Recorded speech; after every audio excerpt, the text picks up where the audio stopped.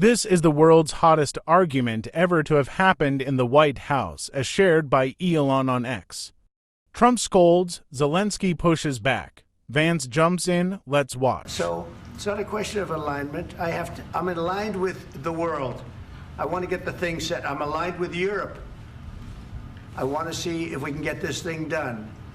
You want me to be tough? I could be tougher than any human being you've ever seen. I'd be so tough.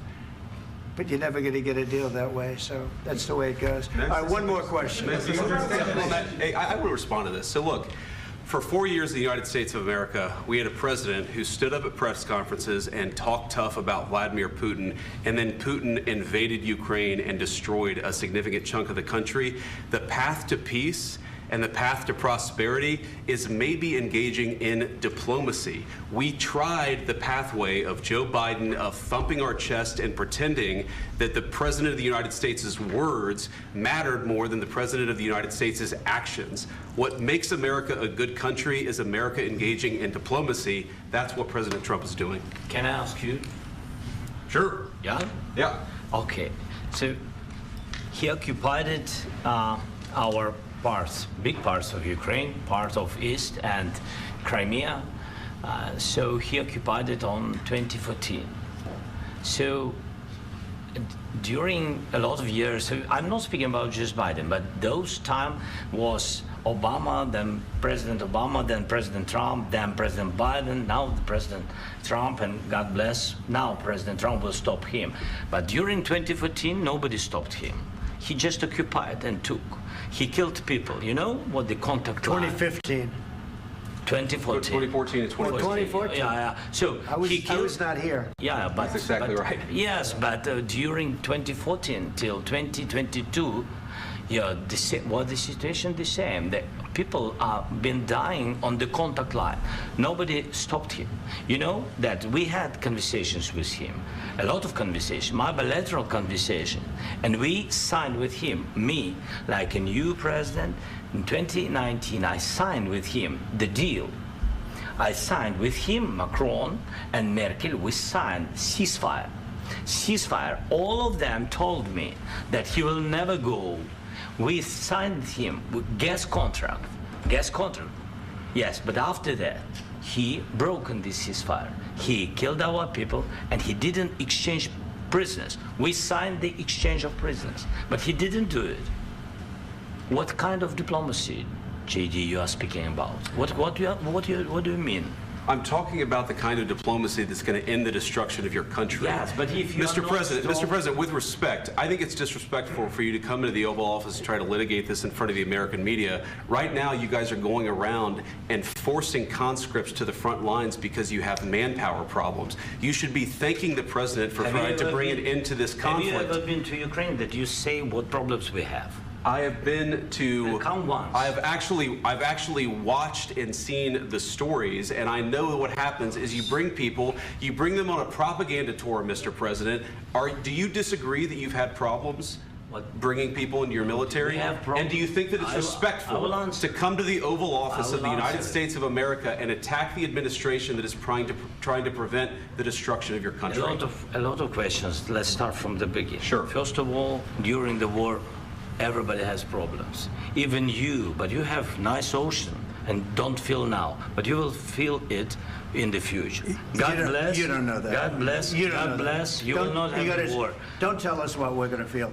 We're trying to solve a problem. Don't tell us what we're going to feel. I'm not telling you. Because you're in no position to dictate that. That's exactly what you're doing. You're in no position to dictate what we're going to feel. We're going to feel very good. You will feel influence. We're going to feel very good and very strong. You will feel influence. You're right now not in a very good position.